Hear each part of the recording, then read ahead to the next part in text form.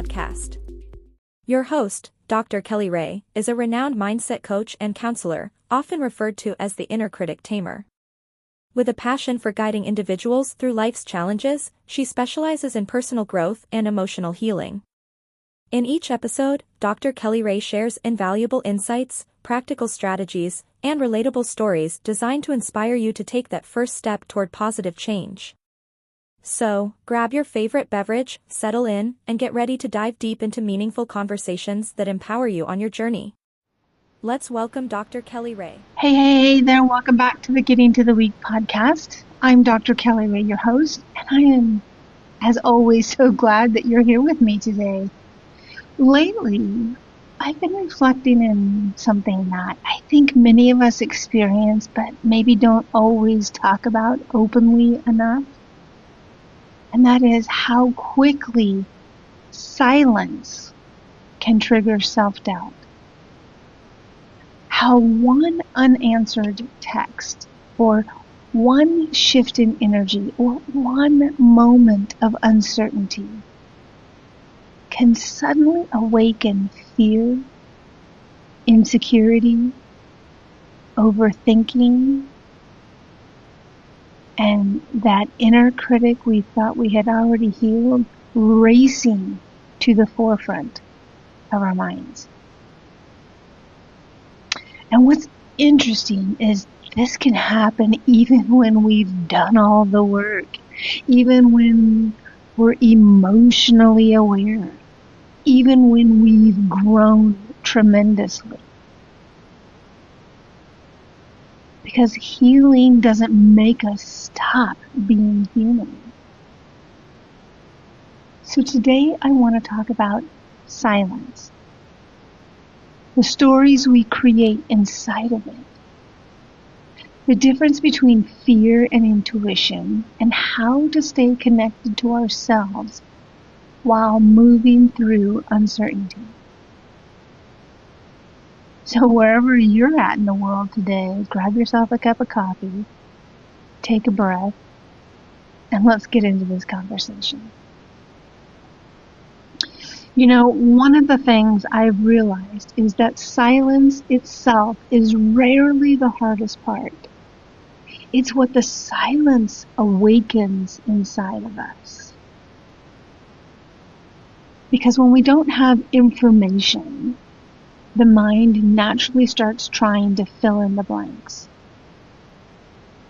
And depending on your past experiences, your wounds, your conditioning, and the things you've been through in life, those blanks can get filled in very quickly with fear. Things like, ooh, do I have something? Did I do something wrong? Do I have something to worry about? Ooh, are they pulling away? Oh, was I stupid for trusting? Ooh, did I misread that whole thing? Ooh, am I about to get hurt?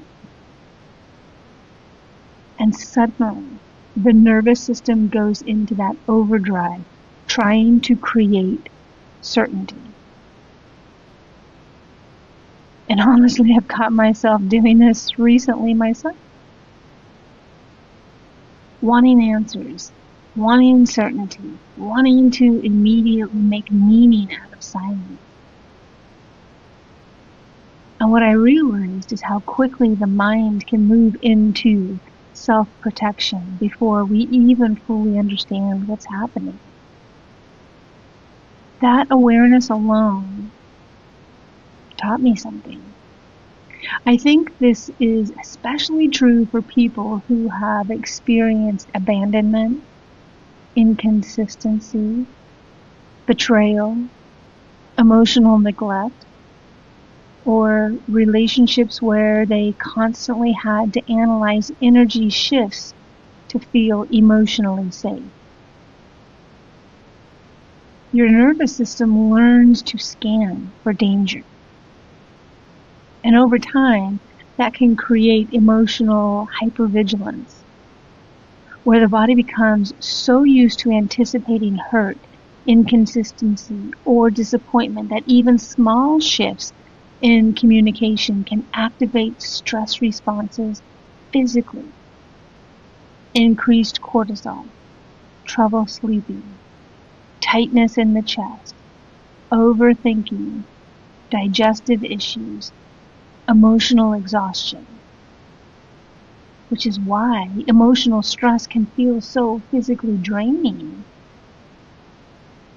The body doesn't always know the difference between emotional danger and physical danger.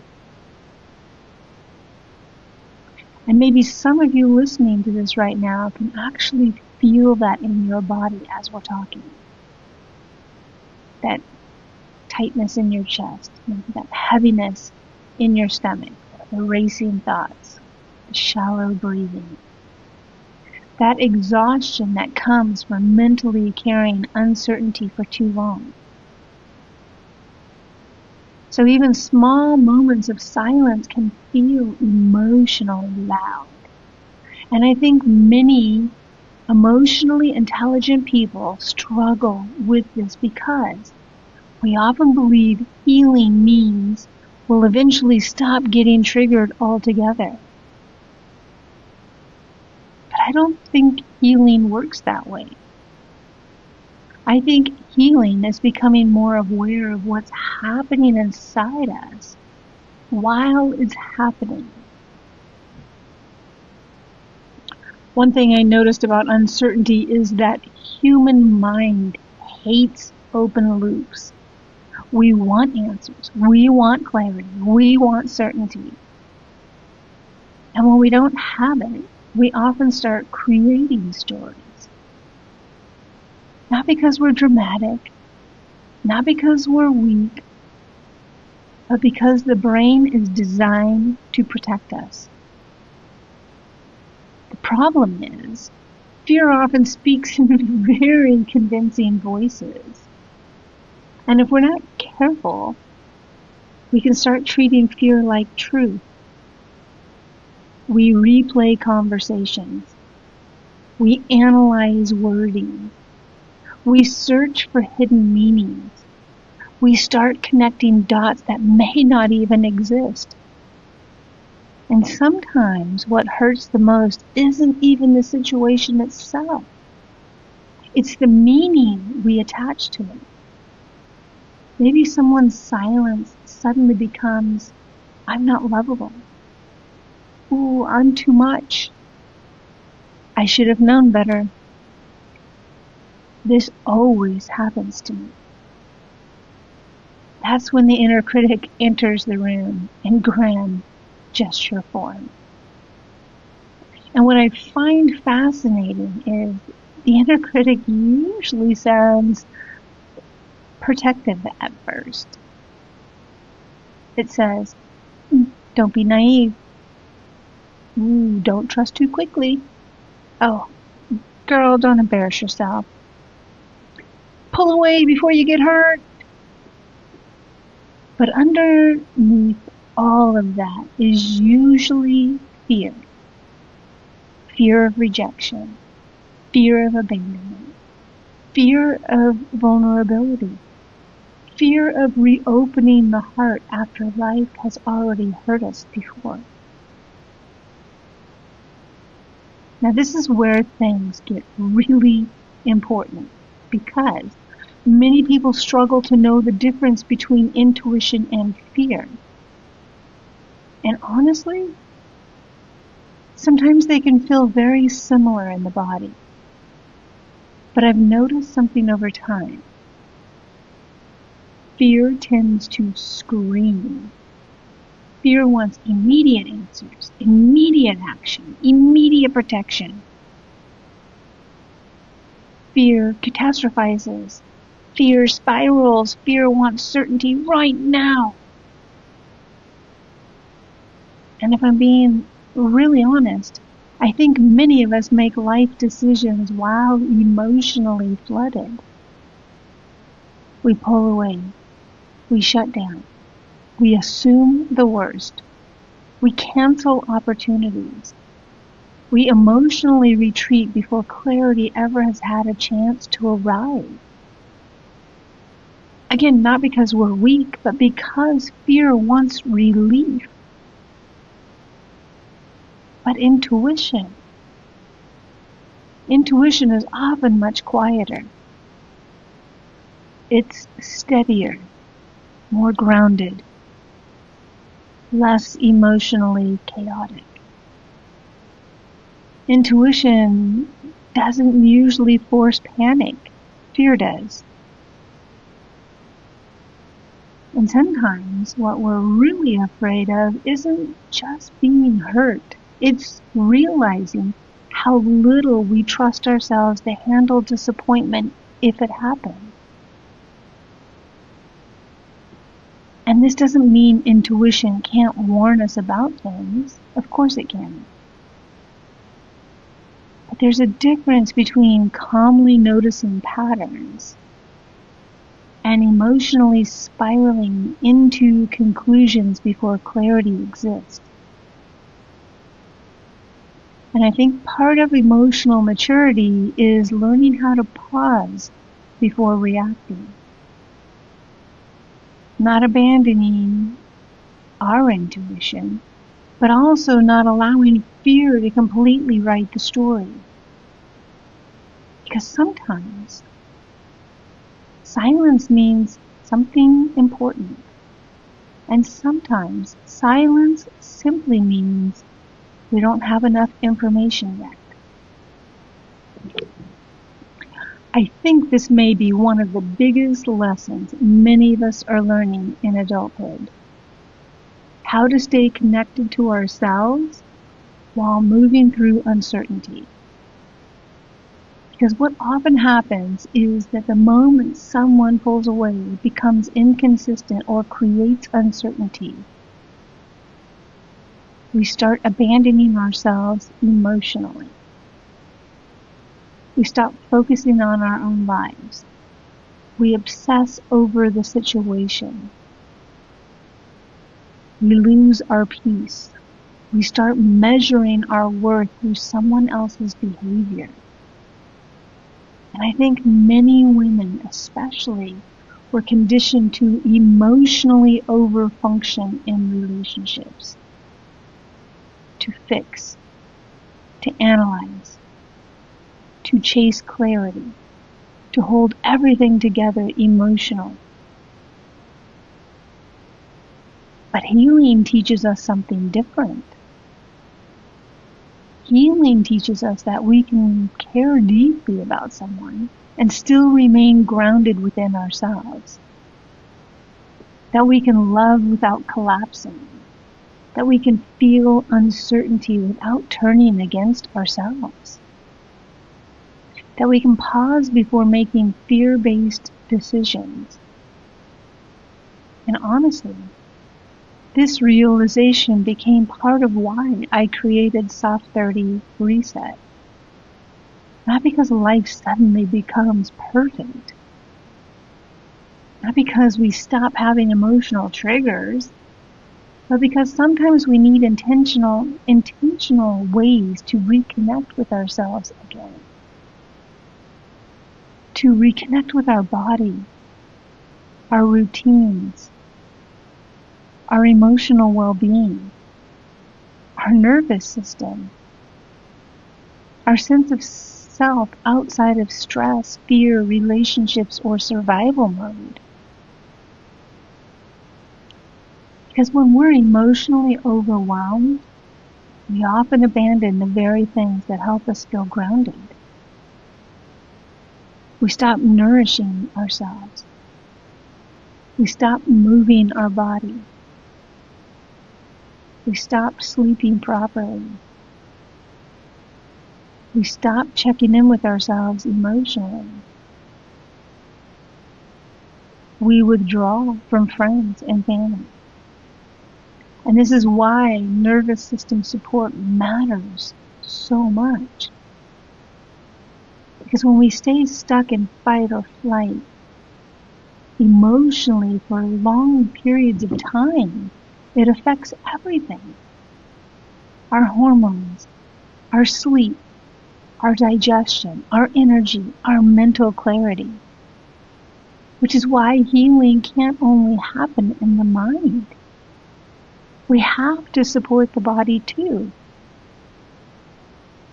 And Soft 30 Reset was really created as a gentle way to come back home to yourself again. I think one of the bravest things a person can do after disappointment, heartbreak, betrayal, or pain is choose to remain open. Not reckless, not blind, but open. Because reopening your heart is vulnerable, especially after life has taught you how painful disappointment can feel. I think many strong people become strong because they had to learn how to emotionally survive difficult experiences. So reopening the heart later in life can feel both beautiful and terrifying at the same time. And when uncertainty appears, it can trigger every protective part of us that says, see, this is why you shouldn't trust. This is why you should stay guarded. This is why you should keep control. But staying emotionally armored may protect us from pain, while also preventing the depth of connection we truly want. And I think there's a beautiful balance we learn over time. To stay discerning without becoming closed.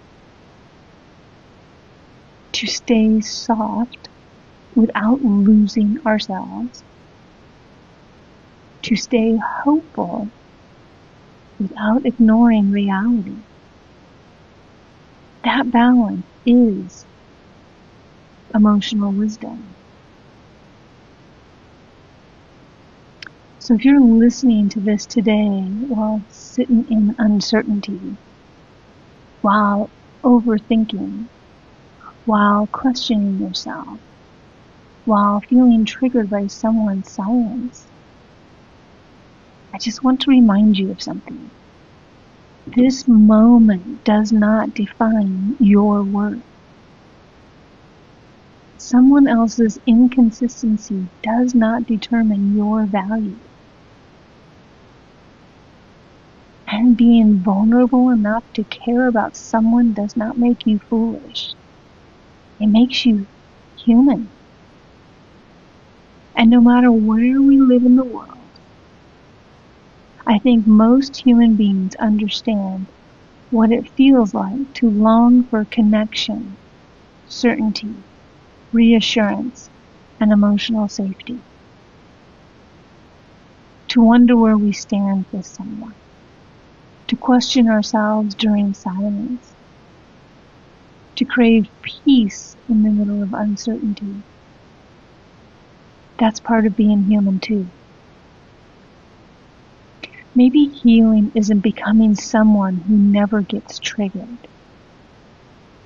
Maybe healing is learning how to stay connected to yourself while moving through the trigger. Learning how to pause before fear takes over. Learning how to observe your thoughts without automatically believing all of them. Learning not to abandon yourself while waiting for clarity. And maybe, just maybe, that's where true emotional freedom begins. And if you've been feeling disconnected from yourself lately, emotionally overwhelmed, maybe stuck in survival mode, maybe not even realizing it, or simply needing a reset physically, mentally, and emotionally, this is why I created Soft 30 Reset. Because healing isn't just emotional, It's physical, it's mental, it's spiritual, it's nervous system work. Sometimes the path back to ourselves begins with small daily acts of care and consistency. Thank you so much for spending this time with me today. And maybe this week, instead of searching for certainty outside yourself, you focus on reconnecting with yourself first. Maybe you slow down enough to notice what fear is saying, without immediately believing every thought it creates. Maybe you nourish your body. You get some rest. You move your body gently. You journal. You sit quietly with yourself again.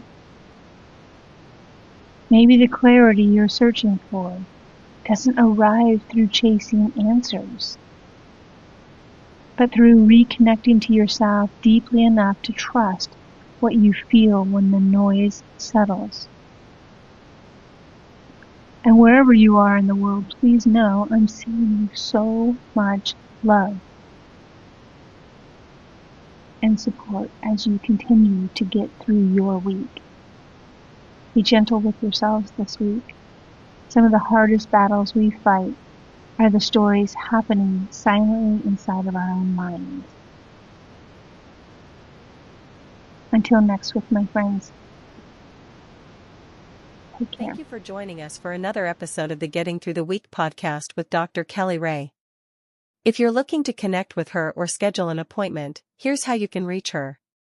Follow her on Instagram at AskDrKellyRay. Check out her Facebook page at Dr. Kelly B. Find her on TikTok at Dr. Kelly.